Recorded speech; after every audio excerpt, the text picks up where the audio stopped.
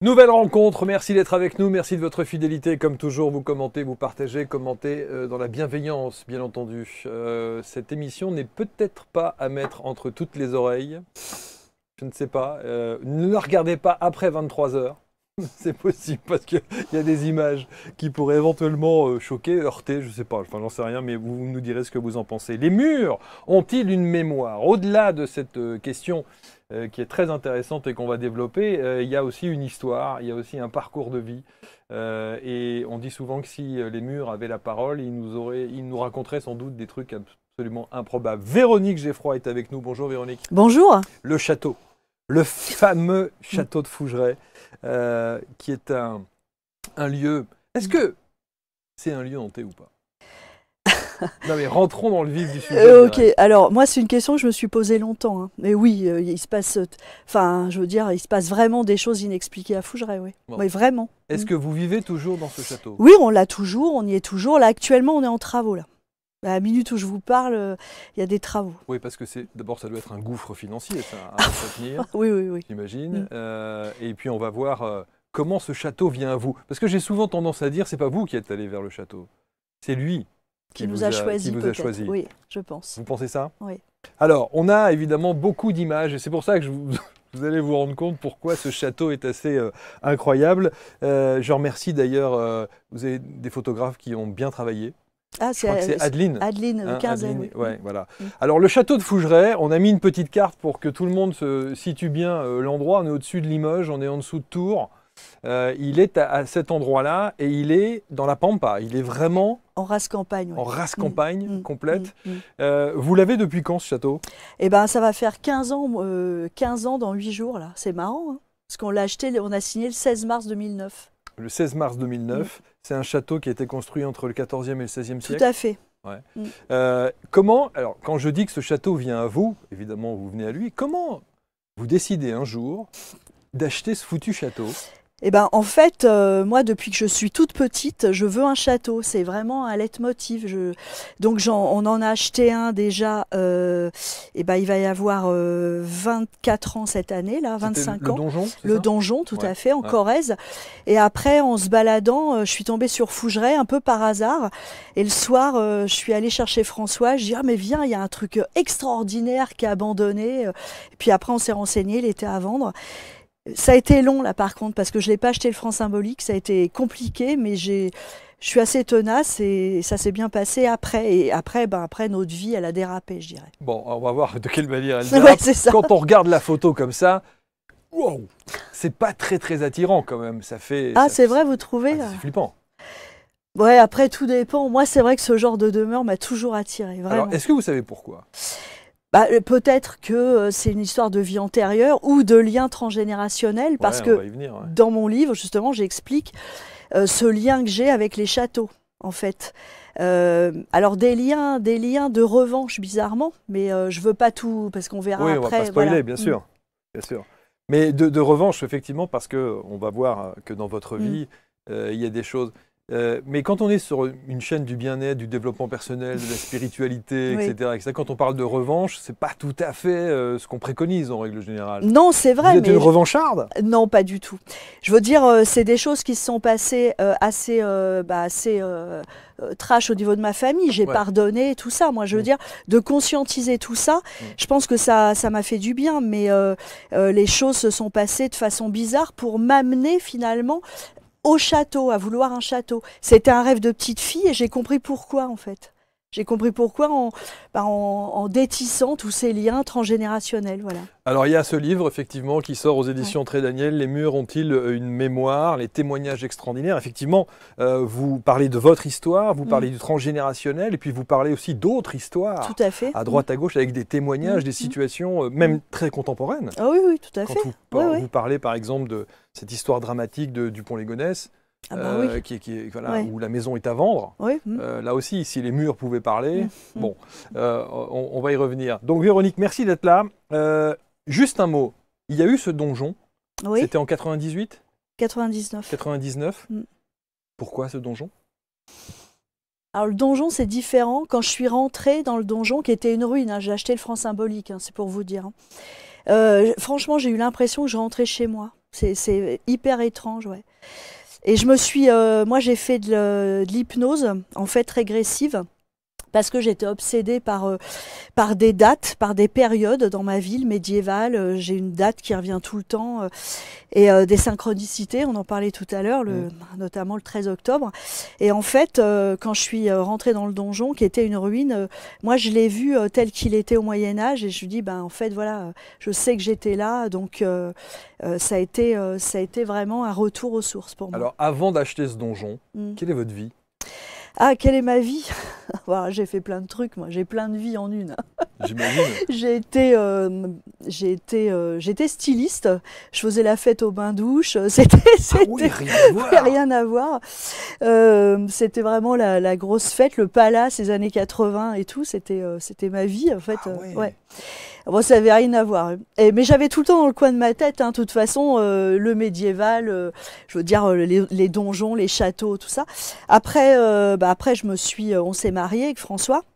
Et puis après j'ai arrêté tout ça et je me dis bah maintenant je sais que je suis prête, il faut que je trouve un château. Mais ça a été obsessionnel avec François, on a dû en visiter ruine par ruine, je sais pas, mais une quarantaine, c'était obsessionnel. Parce qu'il y en a beaucoup à vendre, parce que mais personne n'a envie de se coller ce fardeau quand même, parce que. Alors là c'est vrai que celui que j'ai acheté, le franc symbolique, personne n'en voulait, même pas la région, même pas le département, alors qu'il est magnifique. Hein. Et on le répare, on le restaure depuis tout ce temps. Depuis 99. Donc 99, le donjon. Donc vous l'avez encore aujourd'hui? Bien sûr. Ah ok. Donc vous avez ce donjon, gouffre financier, hein, j'imagine total, bien, évidemment. total. Mais c'est-à-dire que c'est-à-dire que vous vous livrez complètement. C'est lui qui décide. Non mais quasiment. Oui, non mais c'est vrai, on a fait des sacrifices terribles. D'ailleurs, nos J'imagine. enfants nous en ont voulu, hein, clairement. Quand ils étaient ados, on les traînait sur les chantiers, on n'arrêtait pas. Après, ils se sont amusés parce que j'ai organisé des médiévales, donc ils participaient à plein de trucs. Mais et après, je suis tombée sur Fougeray et c'est marrant parce que on l'a visité le même jour que j'avais visité le donjon la première fois, mais vraiment le même jour. Et quand à 10 ans d'intervalle. Exactement, à 10 ans pile. Et quand j'ai dit ça à François il m'a dit t'inquiète pas, ça se fera. Donc, et ça s'est fait. Mais ça a été compliqué, le donjon, j'ai failli abdiquer, hein, vraiment. Parce que moi, je faisais ma thèse d'histoire. J'avais un doctorat en plus. Oui, en histoire. J'avais une soutenance à préparer, j'avais des archives à dépouiller à Chicago. Et en revenant de Chicago, je reçois un message de ma banque qui me dit, bon, finalement, on y va. Parce qu'il m'avait refusé jusque-là. Et je dis, bon, bah, super. Alors, juste, François, donc, qui est votre mari, qui attire l'autre? Je veux dire par là, qui incite l'autre à s'engager dans ce délire de reprendre un château? Je dirais qu'au début, c'est moi qui ai allumé la mèche parce que quand on s'est rencontrés, je lui parlais que de ça. Et je lui disais, mais moi, je rêve de ça, etc. Mais François m'a dit, mais moi aussi, quand j'étais ado, j'ai souvent pensé à avoir une vieille demeure comme ça. Et je pense qu'on s'est mutuellement entraînés dans notre délire. Mais vraiment, hein, parce que... Parce que vous dites délire quand même. Hein. Non, mais parce que franchement, ça a été compliqué. Je veux dire, quand on avait le donjon, on n'a toujours pas le chauffage à la ferme, ou parce que dès qu'on a 3 ronds 6 sous, c'est le donjon ou c'est Fougeray. Donc on est obnubilé. Enfin, moi, en tout cas, je suis obnubilée par mes châteaux. C'est vraiment ce que mes enfants me reprochent toujours, d'ailleurs. Ouais, j'imagine. Bon, en tout cas, vous parlez avec conviction et aujourd'hui, effectivement, il y a ce château qui fait couler beaucoup d'encre, Fougeray. Fougeray, oui. On en dit énormément. Bah oui, tant pis, il y a les haters, ceux qui sont fascinés, il y a tout. Ouais. Parce qu'il y a des gens qui n'aiment pas? Ah bah j'ai des haters qui me suivent sur internet, qui s'amusent à me déglinguer, mais c'est pas grave. Bah forcément, puisque en fait quand je parle de phénomène de hantise, on est dans le domaine de la croyance et il y a des gens qui ne croient pas du tout en tout ça et qui me disent non mais tout ça c'est inventé pour faire du business. Je l'entends souvent. Bon bah tant pis, ils croient ce qu'ils veulent. Moi je fais pas de prosélytisme, hein, je suis pas là pour convaincre les gens. Hein. Alors ce qui est fou, c'est que sur cette histoire de château hanté, on pourrait s'imaginer n'importe quel kidam qui se retrouve dans une situation comme ça, qui a acheté un bien qui effectivement est un gouffre financier, qui nécessite des sacrifices incroyables, qui fait flipper parce que il y a des bruits, des machins, des situations, des craquements à droite à gauche, le premier se barre. Non mais la première réaction qu'on a humaine, c'est de se dire fuyons. Bah, très franchement, moi au tout début j'ai eu du mal. Il nous arrivait des trucs vraiment étranges. Après, bon, en 2012, il y a eu l'apothéose du glauquissime et j'ai dit à François, là, j'en peux plus, je le mets en vente. Parce qu'on a vraiment eu des trucs... moi, que ça soit, bon, au début, les silhouettes, les voix, les pas, je me disais, bon, à la limite, mais le problème, c'est que le folklore nous induit des idées. Dans le folklore, la maison hantée, elle nous veut du mal. Vous voyez ce que je veux dire? Donc, sur le coup, j'ai fait un mauvais choix, là. Je me suis embarquée dans un truc. Donc, je l'ai mis en vente en 2012. Mais... la réputation de Fougeray était faite et dès qu'on avait des visites de prévues, et pourtant j'avais pris une agence immobilière spécialisée en château, et ben elles étaient annulées quand les gens voyaient que c'était Fougeray. 48 heures avant, ils annulaient tout. Quelle est la situation qui vous a incité à dire on ne peut plus rester dans ce château, on va le vendre? Parce que vous dites c'était glauquissime, il y avait quelque chose de terrible, c'était quoi? Bah, c'était le suicide de la personne qu'on a retrouvée, enfin de mon neveu par alliance, du neveu de François, donc, dans le parc. Ouais. Alors ça, on n'a toujours pas compris pourquoi il a choisi cet endroit déjà, parce qu'on se voyait extrêmement rarement. Nous, on était à Fougeray depuis peu, 2012, on était à Fougeray depuis 3 ans. Et ça m'a vraiment, tout a été remis en question. Et donc voilà, et c'est vrai je l'ai mis en vente, ça ne s'est pas vendu, comme je vous dis, ça a été... Et François m'a dit, non mais je pense qu'il y a quelque chose à comprendre, parce que dans tout ce qui se passe, il y a un sens, le bien comme le mal en fait. Et donc, on s'est dit, ok, de toute façon, on ne peut pas le vendre, hein, personne n'en voulait concrètement, hein. Mais ça a été comme ça, personne n'en voulait, je crois qu'il fallait que je le garde. Donc je l'ai gardé, mais ça a été difficile pour moi de remonter la pente. Comme je vous disais tout à l'heure, j'ai pardonné maintenant. Mais c'est vraiment, hein, je ne dis pas ça, j'ai pardonné comme ça. Profondément, j'ai pardonné. Parce que je me suis dit qu'on ne peut pas se mettre à la place de quelqu'un qui vit quelque chose d'aussi difficile pour en venir là, parce qu'il était jeune, il avait 23 ans. Et je veux dire, ce désarroi, je ne peux que le pardonner, étant donné que moi j'ai la chance de ne pas l'avoir vécu et de ne pas le vivre. Donc j'ai vraiment profondément pardonné. Son choix, j'ai trouvé étrange, mais bon, peu importe. Et donc, c'est vrai qu'après, on a fait tout un travail au niveau familial, enfin, tous ensemble. Et je pense que ça a été un déclic extrêmement violent. Mais après, on a changé et j'ai cherché à savoir le pourquoi du comment. Et j'ai vraiment travaillé sur, justement, tous ces liens, tout ce tissage transgénérationnel, quoi. Ouais. Parce que, justement, sur cet acte dramatique de la pendaison, vous évoquez d'ailleurs que ce n'est pas la première fois que dans votre histoire, il y a ce phénomène-là. Où des gens, par exemple, je prends cette femme qui s'est pendue dans l'appartement de vos parents. Oui, tout à fait. À Paris. C'était à Boulogne et c'était accidentel, on ne sait pas trop d'ailleurs si c'était accidentel ou pas. Ouais. Dans le donjon. Ah bah oui, dans le donjon. Ouais. Des gens qui se sont pendus aussi. Oui, il n'y a pas longtemps, enfin pas longtemps, en 1875, pour moi c'était hier. Oui, c'était hier. Voilà. Je me disais, il n'y a pas longtemps, tu sais, la semaine dernière, on a... Non mais vous voyez, il y a quand même quelque chose là aussi. Oui, et aussi c'est marrant, non c'est pas marrant, mais je veux dire par là, il y a tout un lien parce qu'en fait, on était avec notre fils en Guérant quand on a découvert Sylvestre, et je pense que les noms qu'on choisit, les prénoms aussi résonnent. Et j'ai réalisé que Enguerrand, c'est quand même pas un prénom courant. C'est clair.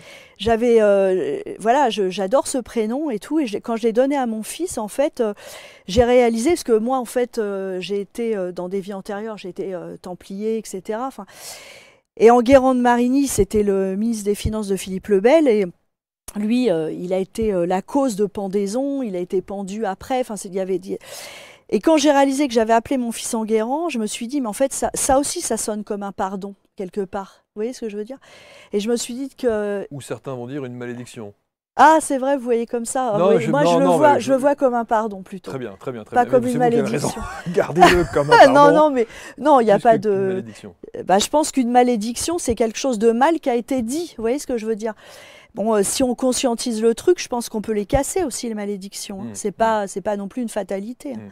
Avant de choisir un château, que ce soit le donjon ou que ce soit Fougeray, vous avez cherché son histoire?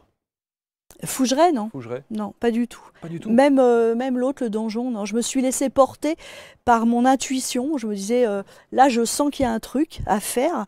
Je ne sais pas quoi. Je ne savais pas quoi encore, hein, vraiment. Hein. Et je me suis laissée porter. Alors, les banques, elles n'arrêtaient pas de me demander des business plans. Vous parlez qu'à l'époque, je n'avais pas de business plan en tête. Hein. Oui. Je faisais des business plans pipeaux avec des chambres d'hôtes. Je veux dire, bref. Mais je veux dire... je me suis vraiment laissée porter. Je pense que j'ai suivi bille en tête ce que, Ce que vous ressentiez ce que je ressentais hein. exactement. Ouais. Ouais. Alors quand on regarde, il y a plein de photos, vous allez voir au fur et à mesure, on va évidemment diffuser. Quand on le regarde comme ça, Bah, il est sous mignon, un il joli est soleil gentil. d'été, on se dit waouh, c'est sympa. Tout à fait, Ça fait tout de absolument. suite Cendrillon, ça fait tout de suite Ouais, c'est voilà. Voilà. Et puis alors après, effectivement, quand on commence à passer sous Jour, sur nuit. un autre- Oui, mais ça, faut pas se laisser influencer. Toutes les maisons, la nuit, c'est la nuit. Je veux dire, le Ouais. cerveau primitif, la nuit, on a peur. Hein, Bon, je veux alors, dire. je vais en montrer une autre, alors une photo, parce qu'il y en a Ouais. vraiment beaucoup. Alors, Ouais. si vous avez envie de rentrer dans les cuisines, par exemple, du château, Ah oui, ma cuisine, ouais. sympa. Bah oui, pourquoi? Non, je chante de l'ironie. J'adore ma cuisine. Non, Sans elle est pas doute. bien ma cuisine. Mais voilà, c'est waouh. Ah mais moi c'est marrant. Moi par contre j'ai besoin de ces pierres qui parlent. J'ai besoin d'anciens. J'ai jamais vécu dans du neuf de ma vie et c'est vraiment pas. Enfin le neuf ne m'a jamais attiré. C'est vraiment pas des endroits qui me. Alors, quand vous dites, par exemple, vous n'avez pas fait de recherche avant pour Non. essayer de savoir, sauf peut-être sur les anciens propriétaires. Non, même pas. En fait, on a discuté avec les anciens propriétaires. C'était une indivision. Ils étaient 5 enfants. Il y avait une agence immobilière. Bon, tant pis pour nous, qui s'était mis dedans pour la transaction. On a discuté avec eux et après, je me suis renseignée sur l'histoire. Ouais. Mais après, en fait, je ne m'en suis pas renseignée avant. Non, pourquoi? Il aurait fallu. Non. Qui est cette personne alors? Alice. Alice, par contre, Alice, elle a vécu à Fougeray. Alice, c'est la jeunesse dorée des années 20, Alice Robin. Alors, son père, Paul Robin, est tristement célèbre en histoire, puisqu'en fait, il a fondé l'Action française à Fougeray avec le marquis Drouet et Charles Maurras, qui venaient passer ses vacances à Fougeray. Et c'est vrai que Alice, elle est décédée jeune, à 22 ans. Alors, elle s'est mariée à Fougeray en juillet 1924. Elle est décédée à Maubeuge, à l'hôpital. Son corps a été ramené à Fougeray, veillé à Fougeray, elle est enterrée au cimetière communal à côté. Et Alice, c'est une jeune fille qui suscite beaucoup d'empathie. C'est l'histoire d'une princesse qui meurt jeune, un truc qui se finit mal, un conte de fées qui se finit mal, mais elle suscite beaucoup d'empathie, Alice. Elle était enceinte? Oui, elle était enceinte de 4 mois. Et en fait, dans cette famille, par contre, vous parliez tout à l'heure de malédiction, la sœur de la maman d'Alice a eu un enfant après le décès d'Alice.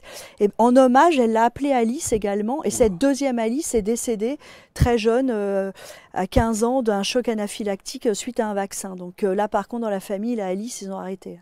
Alors, il y a... Ça, c'est la famille d'Alice. Ça, c'est la famille. Alors, on ne voit pas très bien parce qu'évidemment, c'est des vieilles photos. Bien sûr, ce sont des photos d'époque et où on les voit effectivement... en train de danser dans le salon gothique. En train de danser dans le salon gothique, par exemple. Donc ça, c'est la jeunesse dorée de l'époque? Tout à fait, oui, bien sûr. Ouais. Oui, ça c'est les années, c'est avant la crise de 29, c'est les années où la bourgeoisie pouvait se faire de l'argent très vite, très facilement. Les capitaines d'industrie étaient aisés. Enfin, ça n'a pas duré longtemps, mais le temps que ça a duré, c'était bien, quoi. Donc, alors, voilà. il y a également dans la famille Angelina. Angelina, qui est la maman de Félix. Qui est Félix? Alors Félix, en fait, c'est bien avant. Hein. Le père de Félix vendait des spiritueux, de vin et spiritueux. Ils ont acheté Fougeray parce que l'entreprise marchait bien. C'est des gens des Deux-Sèvres. Et Félix, c'est le fils. Alors, il y avait 4 filles et un garçon. Ouais, c'est ça. Voilà. Alors là, il est avec 2 de ses sœurs. Et en fait, Félix, il a repris l'entreprise de son père. Ça a été difficile pour lui, je pense. Il avait une licence en droit quand même. Il a fait faillite, le pauvre. Il a emprunté de l'argent à ses sœurs. Il ne pouvait pas le rendre. Il a fait faillite et il est mort mystérieusement. Parce que pour l'instant, j'ai pas de traces vraiment, j'ai pas d'archives qui peuvent me dire, voilà, il s'est suicidé, il a été tué. Il est mort à 39 ans à Fougeray. Son corps a été découvert à 3 heures du mat. Alors, c'est quand même bizarre parce que il y avait sa mère et ses sœurs, leur mari, tout ça qui était au château. Et il a été enterré à plus de 100 km et je n'ai pas d'avis d'obsèques. Donc, pour l'instant, j'ai rien sur les journaux locaux, tout ça. Ça a été caché, cette histoire. Et Félix, c'est un peu mon amoureux dans les, dans les fantômes de Fougeray. Il n'aime pas que je dise ça, parce que Félix, j'ai énormément de communication avec lui. Il a toujours été de bons conseils et je sais qu'il y a eu une période qui était difficile pour moi et un jour il est arrivé sur la Ouija comme ça et il a dit « mais pourquoi Véronique pleure ?» Et c'est vrai que ça m'a super émue. Et quand j'ai eu mon accident en 2022, là, François m'a dit que souvent il venait à la Ouija et il disait mais on est avec Véronique, on la soutient, etc. Voilà. Alors, il faut quand même qu'on précise une chose, c'est qu'on a très très souvent reçu des médiums et autres qui, à chaque fois, disent ne pas encourager les séances de Ouija. Ah là là, et oui, autres. je sais. Alors, Oui. est-ce que ça, c'est pour vous, qu'est-ce que ça veut dire? Ça m'agace. C'est vrai? Mais oui, je veux dire, moi j'ai des amis médiums, il n'y a pas de problème, hein, je veux dire. Mais je veux dire, les médiums, elles font quoi? Elles vont canaliser directement, en fait, des gens, et puis elles vont dire, voilà, etc. Bon. Nous, on passe par un instrument parce qu'on ne peut pas les canaliser directement, c'est-à-dire table tournante, alors comme faisait Victor Hugo suite à Léopoldine, sa fille qui est décédée, où on passe par Ouija, baguette, enfin on passe par des instruments. Et je ne vois pas en quoi le fait de passer par des instruments, ça leur pose des problèmes aux médiums. Parce qu'on va simplement dire que vous attirez les entités qui mais ne sont non, pas... mais ça, quand on attire des petits rigolos, on le sent tout de suite. Quand on est habitué... rigolo. Ben oui, je veux dire, on le sent tout de suite. Quand on a des gens un peu, des esprits facétieux... on stoppe, et puis on n'est jamais tombé sur des bêtises comme le démon Zozo et toutes ces bêtises. Mais il faut arrêter ça. Et moi, ça m'énerve parce que j'ai l'impression que les médiums, en fait, je leur mange le pain, quoi. On a l'impression qu'on leur bouffe leur marché en disant, oui, mais si on est vraiment un bon groupe, bien concentré, on est 4-5, avec de bonnes intentions, parce que l'intention, quand on ouvre une séance de spiritisme, elle compte énormément. Vous voyez ce que je veux dire? Nous, on ne fait pas ça ni pour rire, ni pour se marrer. On ne va pas faire soirée pyjama pour voilà, avoir Lucifer ou Satan. C'est bon pour le cinéma.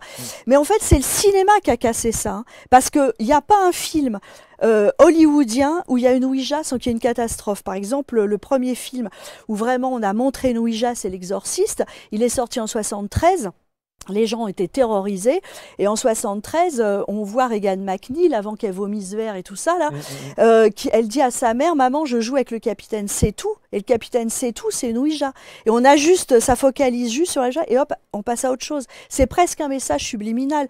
Et alors, depuis ce temps-là, tout ce qui est spiritisme, c'est, allez, non, mais faut arrêter. Vous êtes la première qui me dit ça. C'est vrai? Oui, complètement. À chaque fois, on me dit, oh là là, il ne faut pas inciter les gens. Mais j'incite pas. Non, on est d'accord. Mais je veux dire par là, il ne faut pas motiver les jeunes, et en particulier les plus jeunes, à jouer des tables de Ouija. Ah non, mais parce qu'ils jouent. Attendez, il y a une grande différence entre jouer et vouloir communiquer. Parce que vous savez, un jeune, par exemple, quelqu'un qui naît médium, voilà, on peut avoir des capacités de médium suite à une NDE, parce qu'il y en a beaucoup, je connais, c'est comme ça. On peut avoir des capacités de médium de naissance aussi. Les jeunes, par exemple, les jeunes ados... Moi, il y a plein de gens qui me posent plein de questions là-dessus. Par exemple, qui voient, qui entendent, etc., qui sont clairaudients. Je veux dire, ils en jouent pas de ça. Je veux dire, et quand on fait de la Ouija ou quand on fait des tables tournantes, faut pas en jouer. Faut vouloir avoir des communications. Moi, je fais pas ça tous les jours pour me marrer. Je veux dire, quand vraiment je demande de l'aide, je veux dire, il y a des gens qui demandent de l'aide, par exemple, à leurs guides, à leurs anges. Ils ont des signes en réponse. Je vois pas en quoi c'est pas plus ridicule. Moi, je respecte. Hein. Vous êtes médium? Non, je pense pas. Je pense que je suis quelqu'un de réceptif, mais moi, je ferais jamais n'importe quoi en spiritisme. Jamais j'irais me balader avec ma planche Ouija, faire ça au milieu d'un cimetière, parce que je sais que ça se fait, mais c'est ridicule. Ça, c'est le folklore, c'est entretenir le folklore, en fait. Ça, je déteste ça. Mais si on fait ça avec bienveillance, en ayant une vraie motivation, c'est-à-dire une motivation de vouloir communiquer, démêler un nœud, répondre à des questions, tout ça. Moi, j'ai eu des communications mais extraordinaires avec Félix, par exemple. J'ai eu des trucs mais super émouvants. Alors, pourquoi est-ce que Félix, par exemple, ne vous dit pas où il est? Ne vous dit pas où est son corps, et il ne vous dit pas je sais où il est enterré, il est enterré long. Son histoire, puisque vous dites qu'il y a des grosses zones d'ombre sur son histoire. Alors à chaque fois que j'ai demandé, je vous jure que c'est vrai, hein, à chaque fois que j'ai demandé, alors qu'est-ce qui s'est passé, Félix, etc. La goutte sur la planche est bloquée. Sa mère est arrivée, c'est-à-dire Angelina, la mère tape dure, comme j'appelle. Tape dure, c'est vrai qu'elle n'a pas un physique. Elle est arrivée et là, elle m'a engueulée, elle m'a dit ça vous regarde pas. Et là, par contre, tout se bloquait, etc. Il y a un vrai tabou. Alors, je suis sur des pistes, mais pour moi, ça reste que des pistes. Ouais, c'est votre intuition, enfin, en tout cas, c'est votre... Bah, de toute façon, il n'y a pas 50 trucs. Oui, à 39 ans, soit il est décédé d'un suicide, soit il est décédé, on l'a flingué. Ouais, parce qu'en plus, nous, en TCI, enfin en PVE, pardon, on a enregistré plusieurs fois des coups de feu dans sa chambre. Donc, je veux dire, c'est pas un hasard. Mais je veux dire, c'est l'un ou l'autre. C'est pas, il n'est pas mort de maladie comme Alice, où j'ai trouvé 50 avis d'obsèques, un enterrement en grande pompe, etc. J'ai rien pour Félix. Ouais. Ces lacunes d'archives, en fait, c'est carrément des indices, c'est des pistes. Vous voyez ce que je veux dire? Oui, bien sûr, bien sûr, bien sûr. Bon, en tout cas, c'est assez étrange et j'aime votre franchise. Merci, notamment sur... En tout cas, oui, on sent que vous n'avez rien à... comment dirais-je on va juste essayer d'arrêter le téléphone, mais c'est pas un souci, on va laisser... Voilà, c'est bon, c'est bon, c'est bon. Tu le coupes. Il n'y a pas de souci. Il n'y a pas de souci. Alors, on va continuer à parler de ce château. On va continuer à parler effectivement de la thématique de votre livre et ce qui vous amène aujourd'hui avec la mémoire des lieux, les mémoires des murs, précisément. Évidemment, vous posez cette question parce que c'est ce qu'on a dit. Est-ce que les murs ont une mémoire? La réponse, vous l'avez déjà. Oui, alors, moi, dans le titre que j'avais avant, il n'y avait pas de question. Ça, c'est mon éditeur qui a dit on va mettre ça comme ça. C'est vrai que ça peut toucher un plus large public. Alors, moi, je pense vraiment, en fait, que toutes nos émotions, tout ce qu'on vit à l'intérieur de notre maison, en fait, quelque part, on pose des bases, on pose une ambiance, on pose une mémoire. Je veux dire... on pose quelque chose qui peut... Alors, les murs sont comme des bandes magnétiques, en fait, et qui résonnent après avec les différents habitants, avec nous, mais les différents habitants après. Voilà. Et on n'arrive pas dans des lieux par hasard, c'est aussi ce que je développe. Oui, sans doute. Et alors, puisque vous dites que, quand vous dites on n'arrive pas dans des lieux par hasard, comment vous l'avez analysé ça par rapport au château? Alors, en fait, moi je pense que ce sont en fait les lieux qui nous choisissent, qui nous attirent. Alors, en fait, j'ai développé dans le livre une théorie qui était peut-être un peu scabreuse au début, mais je pense que tous les liens, notre mémoire cellulaire, notre mémoire transgénérationnelle, en fait, si elle vibre à l'unisson avec un lieu, à un moment donné, on va se rencontrer, ça va matcher. Moi, j'ai analysé les choses et je me suis dit, du côté de mon père et du côté de ma mère, on a un vécu avec les châteaux qui est très particulier. Ouais. Du côté de mon père, nous, on est d'origine, on est une famille d'immigrés portugais. Bon. Et c'est vrai que j'ai appris tard, vraiment tard, hein, j'avais plus de 40 ans, que mon arrière-grand-mère travaillait pour un comte, donc dans un château, etc. Et qu'elle s'est fait violer par ce comte. Exact. Et quand j'ai récupéré les papiers de ma grand-mère que j'ai bien connue, en fait, il y a marqué enfant naturel, analphabète, elle avait 14 ans, analphabète, etc. Bon. Alors, c'est vrai que déjà, le côté château, là, c'était pas très positif, hein, on est d'accord. Hein. Et du côté de ma mère... alors, mon grand-père, que j'ai très bien connu, a aidé également une comtesse. Je vais avoir un problème. Et le donjon, c'était un comte aussi, le dernier. Il a aidé une comtesse à passer ses bijoux, en fait, en zone libre. Et elle lui avait promis monts et merveilles après. Et elle l'a laissé quimper. Enfin, bref, aucune de ses promesses n'a été réalisée. Et c'est marrant, c'est longtemps après que j'ai réalisé, je me suis dit, mais peut-être que quelque part, indirectement, j'ai voulu venger leur mémoire. Peut-être. Ouais, c'est ce que vous dites d'ailleurs dans ce livre, et c'est pour ça qu'il y avait une sorte de paradoxe entre le fait de venger leur mémoire et de pardonner. Ben oui, c'est vrai, complètement, je suis d'accord, parce que moi, cette histoire, elle me touche, parce que moi, j'ai connu mon arrière-grand-mère portugaise, quand même. Je ne l'ai pas connue beaucoup, mais je l'ai connue. Je veux dire, c'est vrai que forcément, on peut avoir que de l'empathie pour des histoires comme ça. Bien sûr. Mais et puis en plus, je veux dire, ça touche inconsciemment nos mémoires transgénérationnelles, tout ça. Ça, c'est une évidence. Moi, je pense que remonter tout ça à la surface, c'est un premier pas vers le pardon déjà. Peut-être qu'en achetant un donjon puis un château, parce que bon, je veux dire, j'ai quand même 2 monuments qui sont classés sur les bras, c'est pas rien aussi le classement. Clairement, Hein, le classement mais je veux dire, historique, c'est lourd. Ouais, voilà. C'est vrai que peut-être j'ai voulu remettre une justice familiale, vous voyez ce que je veux dire, de l'équilibre dans une justice. Mais je veux dire, je vis pas dans la haine et non plus la vengeance dans cet état d'esprit du tout. Je veux dire, voilà, maintenant c'est pardonné, c'est fait, mais je veux dire, j'ai des ancêtres qui étaient des gens honnêtes, hein, ça, et qui en fait avaient beaucoup de dignité aussi, moi je les ai connus, et, voilà, et qui se sont fait avoir par des gens sans dignité, sans parole, sans rien. Bon.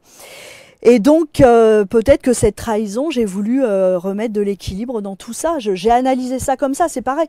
La première fois que je suis tombée sur les papiers de ma grand-mère paternelle, que j'ai très bien connue, je suis tombée sur une photo d'elle, il y avait marqué analphabète dessus, parce que quand elle arrivait en France, elle ne parlait pas français, elle ne lisait pas, rien, et elle ne savait même pas lire d'ailleurs, carrément. Et ça m'a blessée pour elle, vraiment, parce que je me souvenais de quand j'allais la voir, je lui filais mes bouquins de CM1, de CM2, etc., elle apprenait là-dessus. Et c'est marrant parce que quand j'ai passé mon doctorat, je ne savais pas pourquoi j'étais motivée pour le passer comme ça, parce que je savais que j'enseignerais pas. Vous voyez ce que je veux dire? C'est pour ça qu'à un moment donné, j'ai dit peut-être que j'ai voulu aussi, ma petite mémé, te remettre, voilà. Ouais. Et vous en parlez avec émotion. Oui, tout à fait. Ça se voit. Juste une chose aussi, quand vous avez cette faculté à pouvoir rentrer en contact avec ces présences qui sont dans le château, la première question qu'on a envie de se dire, c'est est-ce qu'on ne fait pas un nettoyage? Quand on parle de mémoire des lieux, on se dit, ben, attends, peut-être que ces entités sont bloquées, malheureuses, qu'elles ne sont pas... Non, ça vous est pas venu à j'aurais l'esprit? demandé, si, bien sûr. on a fait venir quelqu'un pour nettoyer, d'ailleurs. C'était au tout début, ça. Ça devait être en 2010, un truc comme ça. Je ne savais pas quoi faire et en fait, j'ai fait venir quelqu'un. Alors, quelqu'un de bien qui m'a rien demandé en argent, parce que vous savez, je ne savais pas à qui m'adresser. Alors, c'est aussi... c'est la jungle, hein, mais dans ce milieu, c'est spécial, sûr, hein, sûr, on est d'accord. Oui, bien sûr. Donc, il est venu, il a fait des prières, il a été partout, voilà, il fait plein de trucs. Bon, je l'ai suivi sans trop savoir d'ailleurs. Bon, visiblement, ça n'a pas marché. Hein. Et ben quand il est parti, je l'ai remercié vraiment. J'étais avec François et on était avec notre fille Mathilde. Et Mathilde, elle avait assez peur. À l'époque, elle me dit oh, c'est bien si ça a réussi, je suis contente, maman et tout. Et elle était dans une embrasure de porte. La porte s'est fermée, mais s'est claquée. Elle s'est fait sur ses doigts. Et je me suis dit, là, je dis, il y a un problème là. Ils sont pas contents, il se passe un truc là. Et ça, les portes claquaient de partout, ça a été un bordel pas possible. Et après, on a eu en communication, mais ils m'ont dit, nous, on n'est pas prêts. Félix, par exemple, il nous a dit, moi, je partirai dans 30 ans. Alors, je sais pas pourquoi dans 30 ans. Il dit, je me réincarnerai dans 30 ans, pas avant. Il dit, pour l'instant, on n'est pas prêts pour l'instant. Bah, pour l'instant, je les laisse. Si un jour, ils me demandent s'ils sont prêts, bah voilà. Mais pour l'instant, ils ne sont pas prêts. Ça aussi, vous voyez, beaucoup de médiums disent la notion de temps n'existe pas. Comment un défunt peut vous dire voilà, je dans sais 30 pas. ans, dans 30 ans, je me réincarnerai. Vous voyez ce que je veux dire? C'est fou quand même. Mais moi, je pense qu'il est bon de se dire qu'on ne sait pas. Oui, bien sûr. Qu'on ne sait rien. Parce que c'est vrai qu'ils nous disent que la notion de temps n'existe pas. Et l'autre jour, on fait une séance, il y a peut-être un mois, avec François, parce qu'on fait beaucoup de séances que tous les deux, pour avoir des réponses sur des questionnements assez globaux, sur l'avenir du monde, etc. Vraiment sur des trucs... alors là, vraiment dans la bienveillance, mais un savoir élargi, en fait. Pas que sur nos petites personnes, sur ça, n'a aucun intérêt. Et en fait, c'est marrant parce qu'il y a quelqu'un, c'est Félix qui était venu d'ailleurs, et qui nous dit je suis en train de voir un mariage. Et je dis, mais pourquoi vous me parlez de ça? Il me dit, parce que je regarde, là, je suis en train de voir le mariage de ton fils qui va se dérouler bientôt. Une semaine après, mon fils me dit qu'il va épouser, enfin, il a demandé sa copine en mariage. Alors, je dis, oh, c'est super et tout. Et il me dit, ça va pas se passer comme prévu. Oui, mais c'est pas grave, ça se passera. Bon, de toute façon, il y a toujours des imprévus. Mais c'est pas grave, ça se passera bien. Et il me dit, mais je suis en train de le voir, le mariage. Je visualise. Alors, je fais, ah bon, mais parce que vous pouvez finalement voir des scènes du futur. Et pas toutes, mais certaines. Ils me disent, oui, certaines, on peut voir le passé, le futur. Alors, ils nous disent, par exemple, que quand on fait du spiritisme, ils nous voient en fait dans une pièce noire. Et il y a juste un halo lumineux autour de nous. Ils ne nous voient pas forcément comme on est. Certains, ils les voient en chair et en os. Des fois, ils voient que des couleurs, des auras, par exemple. Des fois, ils voient, il y a une personne, elle sera invisible. D'autres, ça sera juste une aura. D'autres, ça sera comme un petit nuage. Et ils nous disent qu'ils entendent nos voix comme dans un tunnel. Ils n'entendent pas les voix qu'on a là. Alors, ils nous apprennent aussi plein de choses sur la communication, comment ils nous perçoivent, etc. Moi, je trouve ça hyper intéressant, tout ça. J'imagine que il y a évidemment beaucoup de reportages, il y a eu beaucoup de vidéos, il y a eu beaucoup de recherches. Il y a des tas de gens qui sont venus au château pour expérimenter, pour même y passer des nuits. Et vous organisez d'ailleurs des soirées paranormales, comme vous dites. On va voir tout ça. Qu'est-ce qu'il en ressort de ça? Alors, en fait, on a des gens qui viennent juste en curieux et qui vivent vraiment des choses très étonnantes. Et quand ils repartent, ils sont plus dans le questionnement. Pour moi, c'est intéressant. Et même des belles choses. Il y a plein de commentaires. Et il y a plein de belles choses qui arrivent. Sur Google, quand vous allez voir Château de Fougeray, il y a plein de gens qui disent que c'était une super soirée. Oui, non, mais parce que nous, on ne fait pas dans les soirées glauques, clichés, machin. Mais non, ça, c'est les clichés. On fait des ateliers, on explique aux gens comment ça se passe, mais les gens, ils découvrent ça. Même des gens qui ont peur de faire de la Ouija, des fois, ils nous regardent, ils voient que c'est fait. Moi, franchement, de la Ouija, j'en ai fait plus de 6000 heures. C'est bon, je vomis pas vert. Enfin, je veux dire, il m'arrive rien. Pas la tête à 360 degrés qui tourne. Faut arrêter tout ça. Et en fait, non, mais c'est vraiment intéressant, je veux dire, de partager tout ça avec les gens. Moi, je trouve ça vraiment passionnant. Et les scientifiques? Alors là, justement, j'y viens. Les scientifiques, on en a eu. Sauf que les scientifiques, le problème, c'est que eux, ils vont vouloir immédiatement une preuve. Ils vont pas rester 8 jours, ils vont rester 2 nuits et 2 jours. C'est ça. Ils veulent des preuves. Parce qu'à un moment. Avec les caméras infrarouges. Ouais, mais ça marche pas comme ça. Les trucs de prise de son. Ça marche pas comme ça. Alors pourquoi? Eh ben parce que, en fait, par exemple, on a eu beaucoup de phénomènes de déplacement d'objets. On a eu beaucoup de phénomènes de poltergeist. Mais je vous jure, des trucs incroyables. Genre, je sais pas, un bouquin qui va traverser un mur. Ça, des gens qui sont venus à Fougeray l'ont vu. Donc, je veux dire, je n'invente rien. Le problème qu'il y a, c'est qu'en fait, ces phénomènes, ils ne se passent pas quand on veut, forcément, en tapant des mains comme ça. Oui, mais les gens vont vous dire que, comme par hasard, dès l'instant où il y a une caméra, où il y a un son, où il y a un micro, il ne se passe rien. Mais quand il n'y a plus de caméra, il se passe un truc. Pardon, je me fais l'avocat mais c'est vrai, parce qu'en fait, je pense que l'élusivité du phénomène, ça fait partie des propriétés intrinsèques des phénomènes de poltergeist. C'est très très compliqué de choper un phénomène avec un appareil photo, une caméra. Par exemple, moi, il y a des gens qui ont vu une espèce de tache sombre sur un mur. Une tache avec un petit, un relief. Il y a un bouquin qui est sorti, mais très très rapidement de cette tache. Et après, le mur, il n'y a strictement rien après. Mais vraiment, il n'y a rien. Comme s'il y avait une espèce de vortex, mais après, il n'y a plus rien. Pas de traces, rien. Bon, ça a été vu par plusieurs personnes. Alors, je veux dire, évidemment, que j'ai eu des scientifiques. Mais les scientifiques, quelque part, ils veulent voir ça. Ils restent 2 jours, 2 nuits avec des caméras partout. Je leur expliquais, j'aurais dit non, mais... Alors, on me dit oui, mais on veut bien vous croire, mais... Alors, il y a des scientifiques qui ont vécu des trucs, mais on me dit ouais, mais on n'a pas de preuves à rapporter parce que c'est pas filmé, c'est pas enregistré, c'est rien. Je dis ouais, mais bon, on n'avance pas, de toute façon, avec les scientifiques, c'est compliqué d'avancer. Parce que cette quête de preuves, c'est la quête... Elle est légitime, elle est légitime. Elle est complètement légitime. On a besoin de savoir, de comprendre, on a besoin de tester, de vivre en immersion le truc, quoi. Mais oui, mais regardez, en physique quantique, on fait que des expériences de pensée. Bon, on ne fait pas d'expériences... c'est le chat de Schrödinger, tout ça, c'est des expériences de pensée uniquement. Bon, il y a l'effet tunnel qui pouvait expliquer que des choses traversent des murs, par exemple. Bon, moi j'ai dit oui, pourquoi pas. Mais en physique quantique, par exemple, le regard, l'observateur va changer l'observé, le phénomène observé. Ça, c'est quelque chose qui a été constaté. Et ben moi, je pense que on me l'a proposé 10 000 fois, foutre des caméras partout à Fougeray, c'est pas la solution. Mais je la connais pas, la solution. Bon, et est-ce que, par exemple, les entités avec lesquelles vous communiquez, Félix en l'occurrence, puisque c'est votre chouchou, il vous dit qu'il n'aime pas ça? Alors, c'est marrant parce que 2017, 18, 19, on a eu 3 ans où... vraiment, j'avais presque peur. Au début, ça m'amusait, puis à la fin, moins. Parce que ça valdinguait de partout. À Fougeray, c'était Fantasia, hein, vraiment. Ah oui, j'ai vu des chaises reculer d'1 mètre, j'ai eu des trucs de dingue. Et ils nous disaient, les personnes, enfin les gens de Fougeray nous disaient que ça leur faisait peur aussi. Vous voyez, c'est drôle, hein. Ouais. Ça leur Les faisait... entités, Oui, que vous ça leur disiez, faisait ça peur leur aussi. faisait Ouais. peur. Ouais. Parce que dans les phénomènes de poltergeist, il y a deux théories. Alors, Julien, c'est vraiment des théories.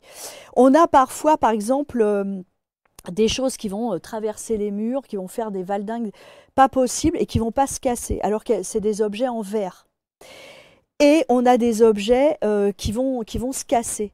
Et en fait, alors, il paraîtrait que les objets qui se cassent, ce sont en fait, c'est des forces style des élémentaux, des égrégores. C'est pas des choses humaines en fait qui joueraient avec ça.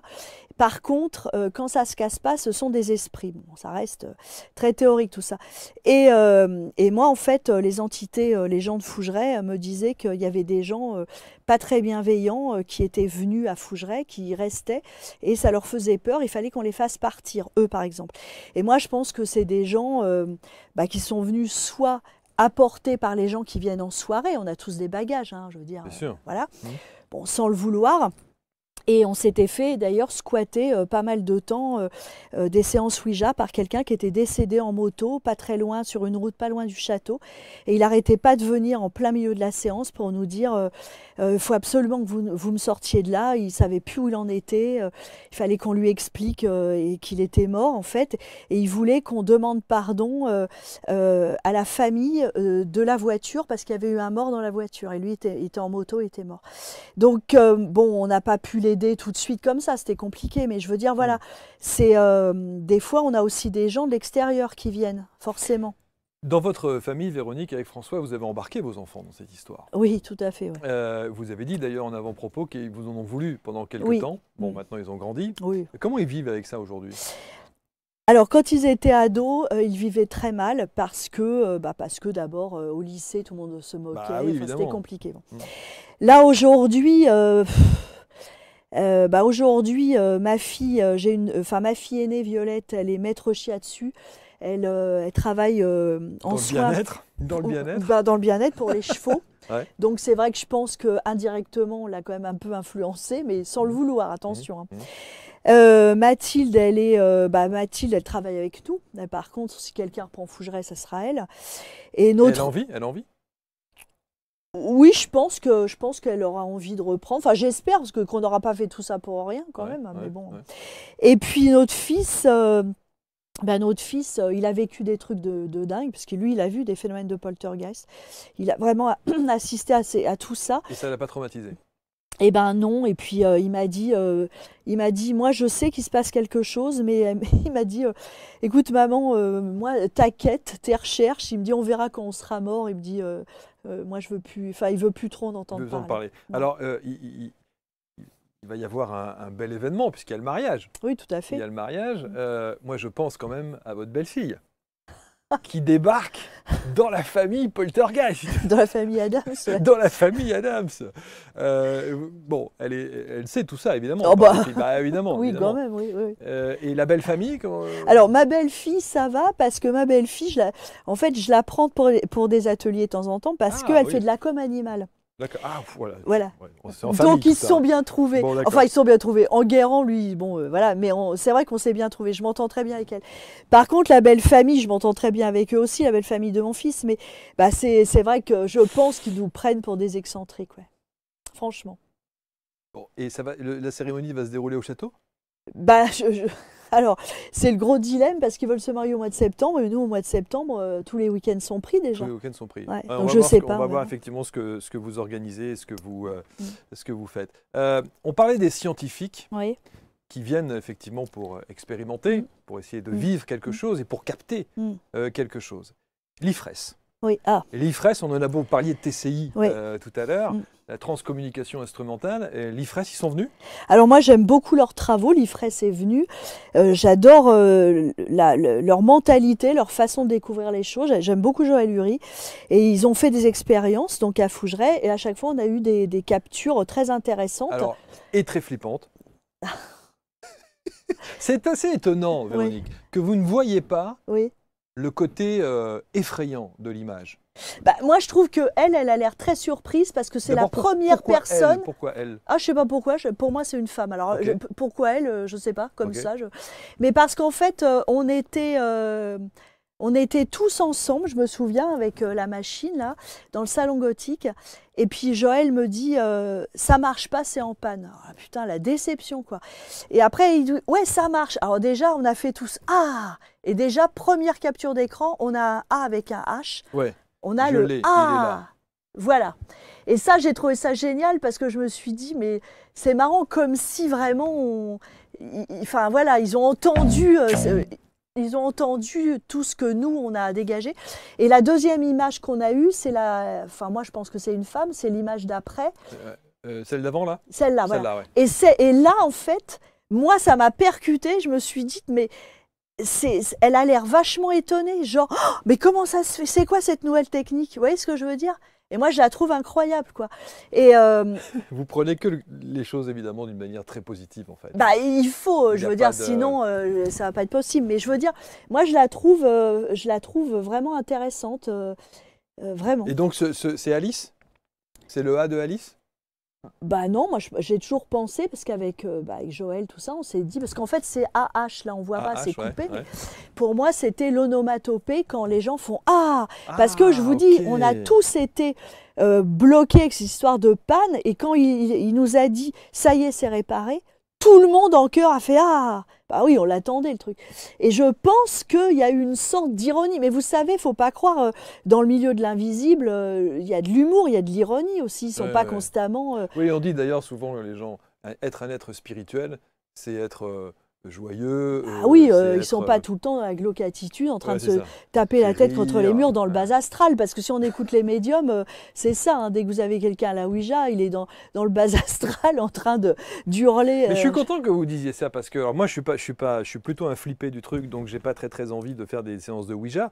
Mais vous désacralisez un peu le truc des séances de Ouija Mais que je ne il faut. recommande franchement il faut bien qu'on comprenne le truc, c'est Oui. qu'il ne s'agit pas d'inciter les gens Non, à y pas du aller tout. et notamment les ados à se dire tiens Non, viens on va non, se faire non, une non, ça je soirée suis Ouija, d'accord. hein, Non, on non, est je suis d'accord, d'accord. hein, Je suis surtout pas. d'accord. Hein. Non, non.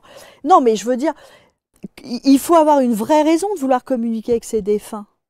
Vous voyez ce que je veux dire? Faut pas communiquer juste pour le Pour le fun. jeu. Ben oui, Mm. parce que on se dit ah ouais, t'as vu finalement ça existe, etc. Il faut avoir une vraie raison. Par exemple, les gens qui consultent un médium, ils ont souvent des vraies raisons. Ils veulent savoir si la personne qui est décédée est apaisée, si parce qu'en général c'est qu'il y a un souci. Enfin, je veux dire bon voilà. Ben, faut avoir de vraies raisons. Je veux dire si on n'a pas de vraies raisons, moi mes défunts, je leur fous la paix. Je vais pas tout le temps les enquiquiner quoi. Alors ça, bah ça c'est pareil, c'est des visages qu'on a eus avec la technique de l'IFRES, avec leur super machine. Avec, Donc ils ont déplacé. Alors en fait, ils ont fait ce déplacé qu'on la appelle machine. la cellule itinérante, Ah oui, c'est vrai qu'ils en ont fait une plus voilà, petite. qui avait été faite bah, juste avant d'ailleurs Fougeray. C'est une grosse malle, et puis voilà. Mais alors, ce qui est fascinant aussi avec vous, Véronique, c'est que la plupart des gens, quand on parle de ces sujets, par exemple, vont vous dire oh là là, ce sont des âmes errantes, ce sont des âmes perdues, ce sont des âmes qui ne savent plus où elles en sont, qui sont malheureux, qui sont bloqués dans le bas astral et tout. Et non, vous accueillez le truc en disant mais non, c'est pas ça du tout. Mais non, mais non. En fait, c'est marrant parce qu'il y a un philosophe, Alain, qui a dit votre jugement vous juge. Mais c'est exactement ça. Je veux dire, les gens qui vont dire ça sans arrêt, c'est des flippés de la vie. C'est des flippés de la vie. Vous voyez ce que je veux dire? Ils ont peur de plein de choses, etc. Donc ils s'imaginent que l'après, bon, je veux dire, forcément, il y a des gens coincés dans le bas astral. J'en suis persuadée. C'est évident que, je veux dire, derrière, c'est pas non plus. Mais alors, qui vous dit que ce ne sont pas que ces gens, ces visages-là, ne sont pas ces gens-là? Alors ces visages-là précisément, je peux pas le savoir. Mais les gens qu'on a en communication, avec la table Ouija. bah, ils nous disent, par exemple en table tournante, mais les tables tournantes c'est plus compliqué, c'est un coup pour oui, deux coups pour non, et puis c'est un coup pour A, deux coups pour B, c'est beaucoup plus long. Mais je veux dire, ils nous disent s'il y a un truc qui va pas, ils nous le disent, et ils nous demandent de l'aide, ça nous est arrivé. Okay. Qu'ils nous demandent de l'aide parce que bah, eux, ils voient pas la lumière, parce que bon, par exemple les accidentés, tous les gens qui ont un accident de la route, les morts violentes, tout ça, les gens, ils sont morts, mais non, ils savent pas, ils sont encore dans l'espèce d'entre-deux assez bizarre. Donc là, évidemment qu'on les aide, mais il n'y a pas que ça, faut pas exagérer, il y a quand même des gens qui meurent en connaissance de cause, bizarrement. Vous voyez ce que je veux dire? Donc voilà. Encore des visages voilà, de capture avec l'IFRES, évidemment. Ouais. Et là, il y a carrément la main. Oui, alors il y avait l'Ifresse, alors il y avait aussi le grep qui était là. D'ailleurs, on a une photo qui est hyper bizarre qu'on a eue avec le grep. C'est un espèce de nourrisson, vous voyez ce que je veux dire? Oui, Je oui, vous l'ai absolument. Oui, envoyé. oui, oui, Bon, je l'ai. Bon, je l'ai voilà, pas, je l'ai pas là, c'était mais avec effectivement, Marguerite et il y en a beaucoup Christophe. Ouais. d'autres. Et alors, on aura compris, bien entendu, que vous organisez Oh, des Igor, soirées. non mais Igor, j'en ai marre de le voir, je l'ai dégagé, je l'ai mis sous l'escalier pour moins le voir. Ah oui, donc Bah, je sors Halloween. En fait, Igor, c'est un automate qui parle, qui rigole. Enfin, bon, bref. Je l'ai récupéré, sinon, c'est une copine qui m'a dit ouais, il y a un Anglais qui le vend, sinon, c'est la déchette. Donc, je suis allée le chercher. bon. Mais c'est anecdotique, Igor. Alors, évidemment, vous l'avez dit en avant-propos, il faut vivre, il faut entretenir ce château. Oui, Il y a un aspect financier. absolument. Oui. Et les mauvaises langues vont dire ah ouais, ok, d'accord, c'est bien beau d'entretenir tout ce fantasme qu'il y a autour de Fougeray. Bah oui, mais enfin, moi, la plupart des gens qui me cassent les tibias, ils sont jamais venus. Je veux dire, c'est pas un fantasme. Nous, ce qu'on propose dans les soirées, moi, je reçois les gens vers 17h, je leur fais une visite, je leur explique en général ce qui s'est passé, mais je leur dis, parce qu'il faut que le contrat soit clair aussi, je leur dis, bon, voilà, là, je vous ai dit tout ce qui s'est passé dans les pièces de façon récurrente, je ne sais absolument pas ce qui va se passer ce soir, attention. Peut-être rien, peut-être complètement autre chose, je ne sais pas. Après, après, les gens choisissent leur chambre au feeling. Après, il y a un repas le long de la cheminée et tout. Et après, je divise le groupe en 4 et on fait des ateliers, différents ateliers. Toutes les heures, ils changent d'atelier. Et ce qui est vraiment génial, c'est que d'atelier en atelier, il y a une cohérence. C'est-à-dire qu'en général, s'ils ont un message à la Ouija, par exemple, sans qu'on se le dise, bien évidemment, ils vont avoir le même message avec une médium qui va faire justement de la canalisation directe, ou avec notre numérologue qui travaille plus sur les chemins karmiques, les mémoires cellulaires, etc. Donc, en fait, voilà, et ça leur éclaire, enfin, ça met un éclairage sur leurs questions, etc. Alors, il y a des gens qui viennent parce qu'ils sont très intéressés, qui s'y connaissent. Il y a des gens qui s'y connaissent pas et ils viennent par curiosité et puis ils apprennent. Puis voilà, enfin, je veux dire, c'est très bon enfant, en tout cas, l'ambiance. Oui, c'est ça. Est-ce que vous avez, en tant que châtelain et châtelaine, une tenue? Enfin, je veux dire, quand vous accueillez les gens, vous arrivez avec la tenue non, qui on va s'habille correct pour recevoir les gens, mais je veux dire, non, je suis pas à Madame de Pompadour, hein, non, non. Est-ce qu'on vous a déjà d'ailleurs proposé des reconstitutions peut-être ou faire des tournées dans ce château pour faire et revenir à l'époque? Alors, en fait, il y avait des gens qui étaient venus qui m'ont dit on va vous faire une surprise et ils sont venus, ils sont habillés en habit d'époque pour le dîner. Je trouve ça très sympa. Ah ouais. Et là, au mois de mai, par contre, on tourne un moyen métrage avec un cinéaste belge qui a été primé. Je sais qu'il n'y a plus quel festival du cinéma, qui a fait un scénar spécial pour Fougeray. Donc on va voir ce que ça donne, où on joue nos propres rôles. Avec François, on joue le rôle des propriétaires. Des propriétaires? Bah oui, évidemment. Voilà, ouais, bon, c'est ça. Vous êtes amoureuse de ce château, hein? Bah moi, je suis amoureuse de mes 2 châteaux. Ouais. Alors... Si je dis ça, mes mômes, s'ils voient la vidéo, ils vont me dire ah ouais, évidemment, tu préfères tes châteaux à nous, mais ça n'a rien à voir. Mais c'est vrai que avoir des parents qui ont des passions, c'est pas évident pour les enfants. Ça, je le reconnais. Parce qu'avoir des parents passionnés par rien non plus, d'ailleurs. Mais je veux dire, voilà, les passions, c'est dur à gérer parce que une passion, c'est un peu, comme disait Freud, une folie socialement acceptable, mais ça reste quand même un peu une folie, quoi. Est-ce que vous accepteriez de nous dire combien ça coûte un château comme ça? Ça coûte le prix d'un studio à Paris. Vous pouvez avoir des châteaux, mais oui, aujourd'hui en France, alors évidemment, si vous voulez acheter un château en Creuse, vous avez des châteaux en Creuse qui se vendent, je sais pas, 200, 300, 400 000 euros selon l'état, selon la surface du parc, etc. Bon, après, faut mettre la main à la pâte après, par contre. Après, il y a des châteaux à 4 millions, enfin 5 millions. Bien sûr. Après, c'est nos limites, je veux dire. Mais si on est passionné et qu'on est plutôt système D pour la rénovation, parce que franchement, nous, c'est ce qu'on fait. Et je veux dire, voilà, on peut s'offrir un château pour le prix. C'est pas le prix, je dirais, qui pose des problèmes. C'est l'après. Ouais, c'est Évidemment, l'après. c'est l'après. Oui, bien Ouais. sûr, c'est entretenir. Oui, c'est ça. C'est pas le tout d'avoir le Non. bien, ensuite il faut Exactement. l'entretenir. Ils ont une petite pensée pour les notes de chauffage. Bah, on chauffe pas, vous rigolez. Comment voulez-vous faire?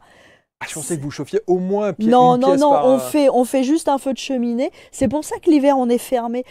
Bah, on ferme en général mi-novembre, parce que là, les gens commencent à avoir froid. On fait quelques soirées de Noël où là, vraiment, on s'éclate, on décore, on se marre. C'est vraiment Noël, c'est vraiment... Enfin, on s'éclate, il n'y a pas d'autre mot. Bon, là, on a quand même des gens qui viennent. Ils viennent avec des duvets à température négative, comme pour faire le mont Everest.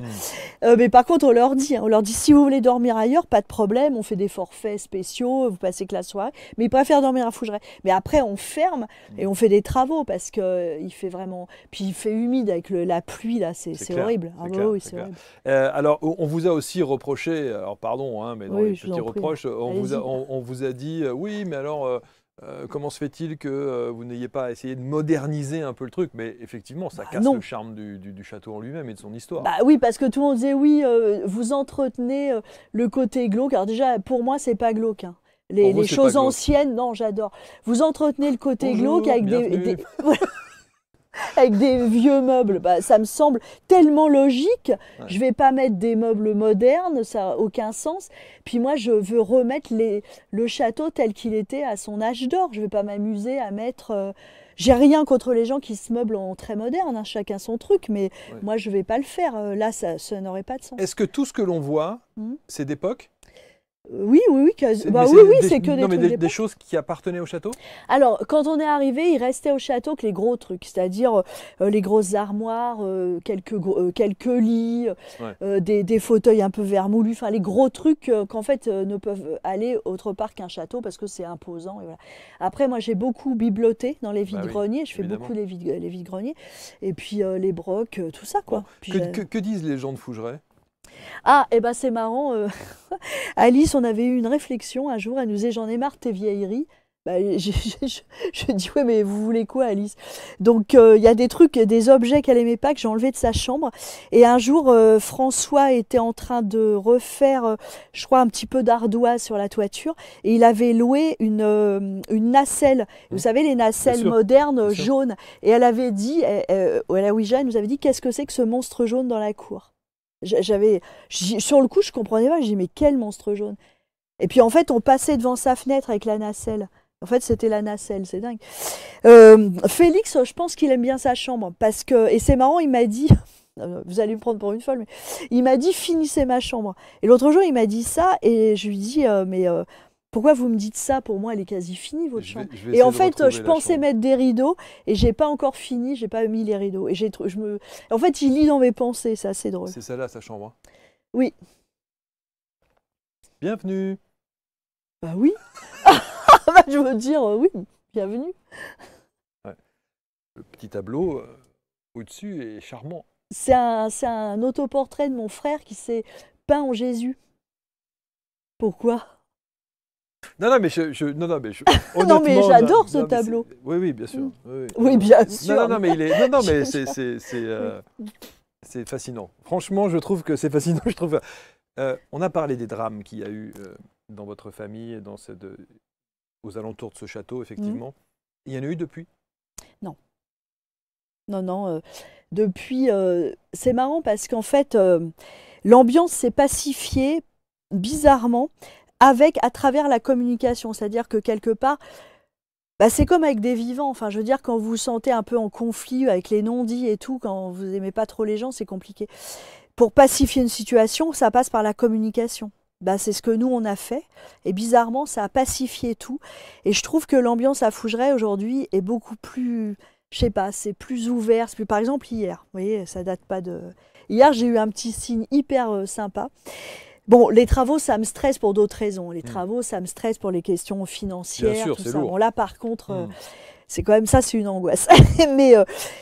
j'étais dans la chambre de Félix et j'étais en train de réfléchir et tout, je parlais, machin. Et puis le chef de chantier est venu moi, on a discuté, tout ça. Et je suis descendue après et je suis rentrée dans le salon gothique, les volets étaient fermés, tout était fermé depuis le matin, je n'avais pas ouvert. Et quand je suis rentrée dans le salon gothique, j'ai regardé, ça, j'ai dit, c'est quoi ce truc? Toutes mes bougies LED étaient allumées. Et c'est personne qui les a allumées. Et Je leur ai dit, enfin, je suis rentrée dans le salon et j'ai dit, vous êtes gentils quand même. C'est comme si on mettait de l'éclairage, mais allez, t'en fais pas, ça va aller. Alors, vous savez, les bougies LED, c'est quand même dingue parce qu'en fait, il faut les prendre et puis vous avez un Oui, un petit interrupteur. clic. Oui, bien Ben sûr. oui, c'est ça qui est dingue. Bien sûr.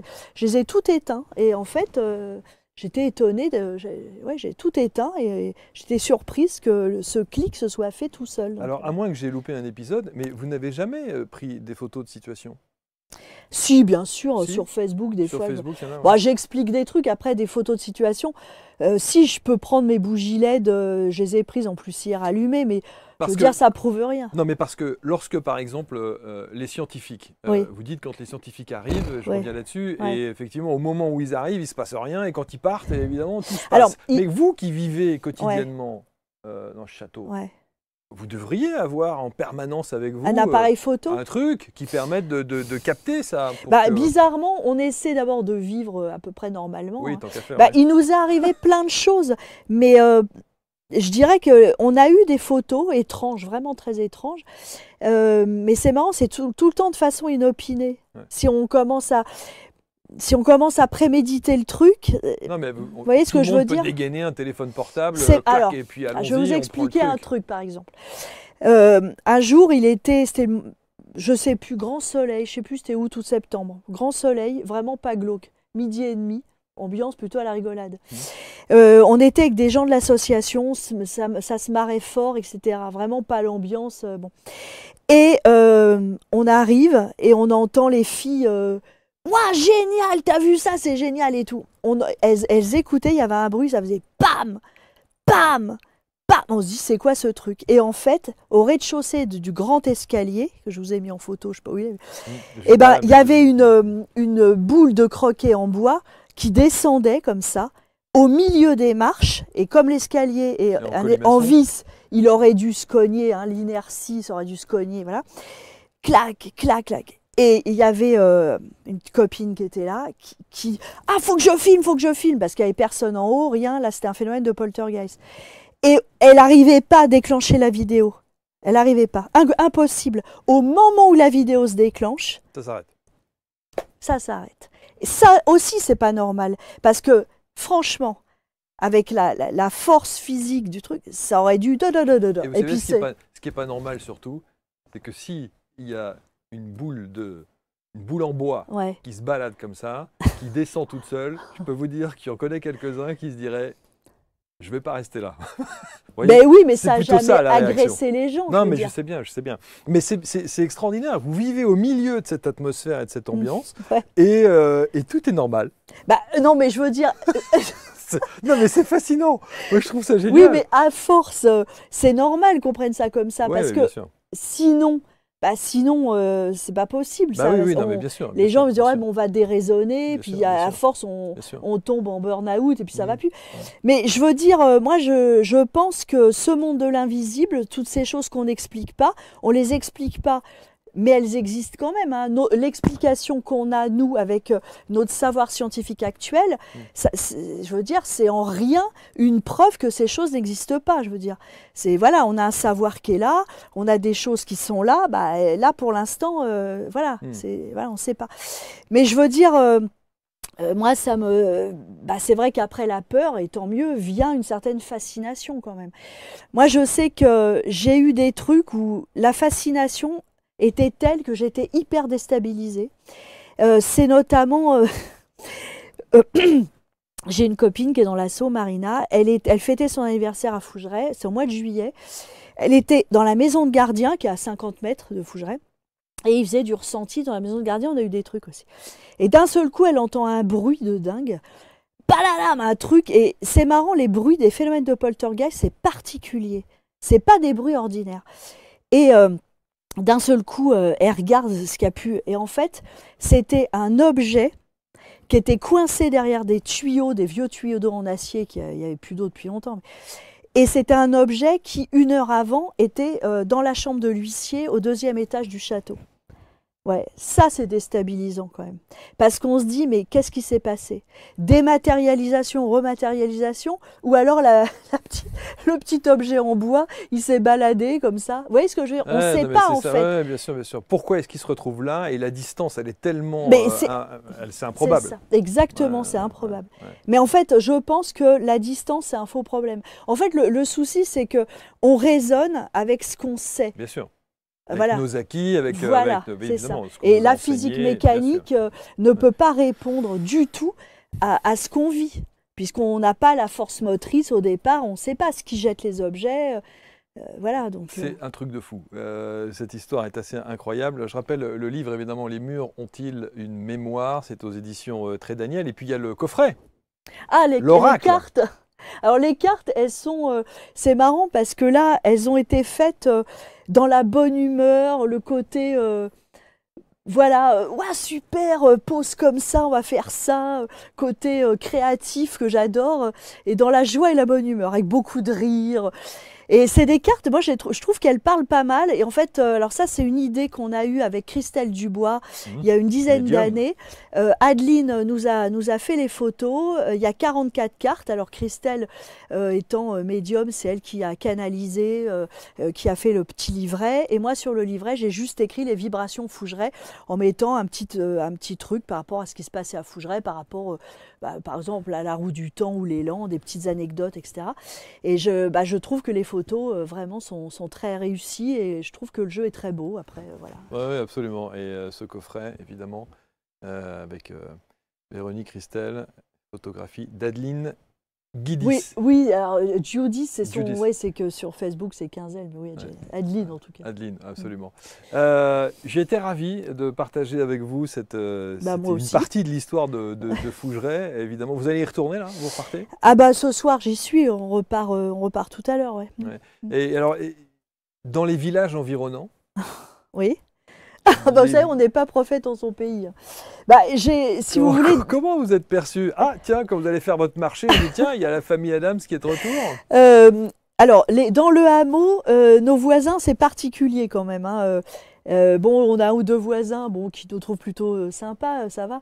Mais ça a été un peu dur au début, ouais. Ah oui, Ouais. j'imagine, ouais. Bah, vous savez, c'est comme tout, hein. Il y a des gens qui se moquent, d'autres, ça après, voilà, parce qu'on est. Vous en avez souffert de ça? Bah, c'est marrant parce que fut un temps de pas être cru. Vous savez, c'est le complexe de Cassandre en fait.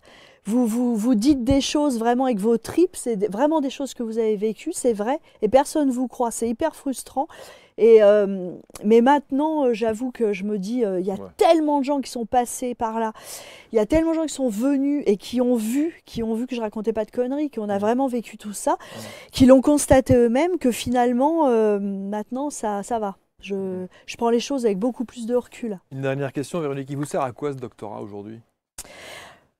Ça sert toujours dans le sens où, bon, alors déjà, ça me sert à rien d'un point de vue purement financier, parce qu'il aurait fallu que j'enseigne à l'université. Euh, Bah moi, je suis une éternelle étudiante. En fait, oui, j'ai adoré les bancs de la fac. J'étais comme un petit poisson dans l'eau là-bas.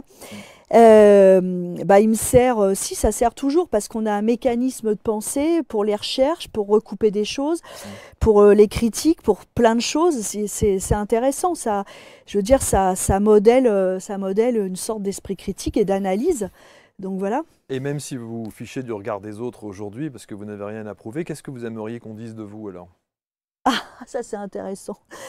Moi, j'ai rien à prouver, je me la joue pas non plus, j'ai pas le melon, hein, je veux dire, je reste très, très modeste avec tout ça. Bah, j'aimerais qu'on dise de moi, j'aimerais des fois parfois j'aimerais qu'on me prenne au sérieux. Ça, des fois c'est un peu une frustration parce que bah, des fois je vois bien les gens, c'est vrai que la moquerie, des fois ça. Mais bon, bon an, mal an maintenant, ça va mieux. Bon. On est en quoi? On est en mars là? Il fait bon être au château là ou pas? Moyen. Hier, il a plu toute la journée. Ouais. Pour les travaux, il y a de la gadoue partout. La nacelle refait des tranchées dans le parc. Là, c'est pas Jojo là en Ouais. ce moment. Bon. Non. Il n'y a pas de fuite. Ah bah si, il y en avait des terribles. Il a fallu régler ça en urgence. Enfin, là, on C'est a des François qui problèmes de gère tout ça? zinguerie. Ah, François, oui, François, il gère énormément de choses, mais heureusement, mais vous... Ah, bah, Non, mais sinon, j'imagine très bien. sinon, c'est pas possible. Bah, j'imagine bien. Lisez cet ouvrage. Si vous avez la chance d'aller du côté de Fougeray, bah, allez faire un petit tour au château. Organisez-vous peut-être une petite soirée. Voilà, vivre des expériences, vivre des trucs. Et puis, en tout cas, merci de votre franchise. Merci à vous. Moi, je trouve que c'est culotté. C'est culotté de faire ce que vous Je sais faites. pas. Non, si, je trouve que c'est culotté parce qu'il faut. Déjà, vous pourriez, pour le prix d'un château et de l'entretien d'un château, vous offrir une belle maison et être peinard, quoi. Vous voyez ce que je veux dire? Ah bah ça, c'est sûr.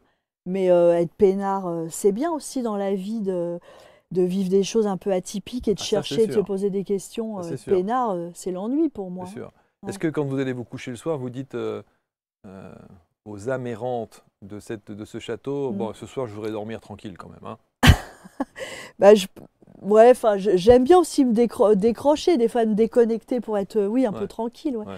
Mais c'est marrant parce que même quand je pars un peu en vacances, ce qui est rare, même quand je fais des trucs, j'ai tout le temps une partie de mon cerveau qui est à reste Fougeray. là-bas, bah ouais, évidemment. Ouais. Il y a le Wi-Fi à Fougeray ou pas? Non, bah non. Il n'y a pas le Wi-Fi. Pourquoi? Non, il n'y a pas le Wi-Fi. Il n'y a non, pas le non. Wi-Fi, d'accord. Il y a tout juste le chauffage, il y a l'eau courante. Non, il n'y a pas le chauffage. Il n'y a pas le chauffage, il n'y a pas la Wi-Fi. Bah, l'eau courante, pas partout. Donc là, j'aimerais bien régler les problèmes d'eau cette année là. Et il y a combien de toilettes? Combien de salles de bain? Alors, il y a une seule grande salle de bain qui est plus grande que votre studio là. Ouais. C'est une salle de bain commune, bon voilà. Et il y avait 2 toilettes, mais il y en a une qui marche plus, qu'il faut qu'on répare de A à Z parce que c'est des vieux tuyaux. Enfin, ça allait plus du tout. Il y en a qu'une là actuellement, donc il en faut d'autres. L'électricité, il faut qu'on revoie ça aussi parce que date d'avant la guerre et voilà quoi. Bah, enfin, je veux dire voilà, la vie de château, Ah non, mais c'est pas ce qu'on croit. Hein. non, mais bien sûr, bien sûr. Après, il y en a peut-être qui vivent la vie de château super, mais voilà. Merci Véronique. Bah, merci à vous François de m'avoir également. Vous commentez, je sais que ça va susciter quelques réactions. N'hésitez pas, on lit ça attentivement, mais avec bienveillance, bien entendu. Et si vous avez une espèce d'allergie à tout ça, passez votre chemin. Hein. Ce n'est pas la peine de laisser des commentaires et de perdre votre temps. Merci Véronique. Merci. À très bientôt. On se retrouve pour une prochaine rencontre. Salut.